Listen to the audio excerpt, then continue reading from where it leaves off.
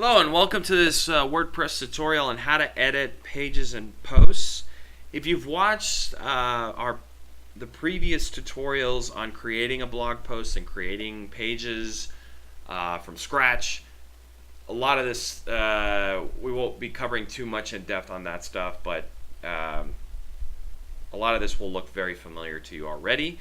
So this is just in the instance of your pages that are already created. You want to go back and make any kind of modifications to them, whether they be blog posts or just regular WordPress pages. So the formatting of each of these will be the same. This table structure, you'll see this in the Pages panel by clicking on Pages, or if you just click on Posts, there's all your blog posts that you can are available to edit.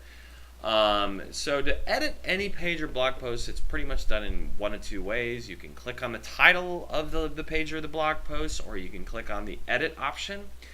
Now this gives you the full editing capability options that you've seen in the create a page or create a blog post tutorials. But if you want to make some quick modifications, you want to do things like change the title, you would hit that quick edit option. You can do that, like I mentioned, change the title. You can apply a password if you wanted to lock it out of the public view. You can change the date. You can assign it as a child page to another parent page if you want to get if you want to get organized.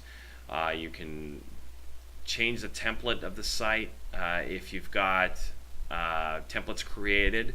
An example of a template would be, you could have a 2-column template, a 3-column template, so you can have a 3-column page, a 2-column page.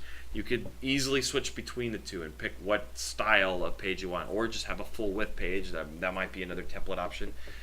So that just has to be kind of stuff that's pre-created, or they're just maybe there's templates created for specific pages. Maybe there's an About Us page that has a bunch of subpages, and you want all those subpages to have the same navigation, the same masthead header.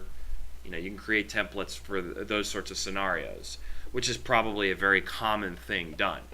And also you can change the status of the particular page or blog post within Quick Edit. And when you're done, you can hit update here, but if you decide, you know what, I want to get some more options than what's available in Quick Edit, go right into full edit mode, and now you see all the familiar tools that you probably have seen in the previous tutorials for creating a blog post and pages I mentioned. And you can edit the familiar areas like title and add media and all those editing options for the content that's typed in or entered in, or media that's in the editor window.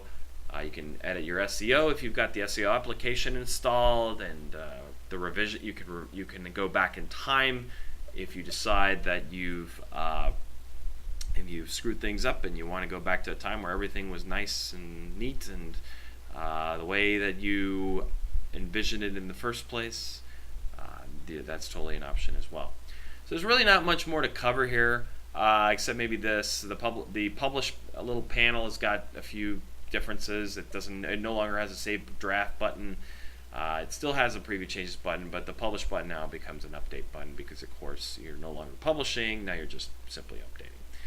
So without further ado, I'm going to conclude this tutorial. Thank you for joining, and we'll see you on the next one.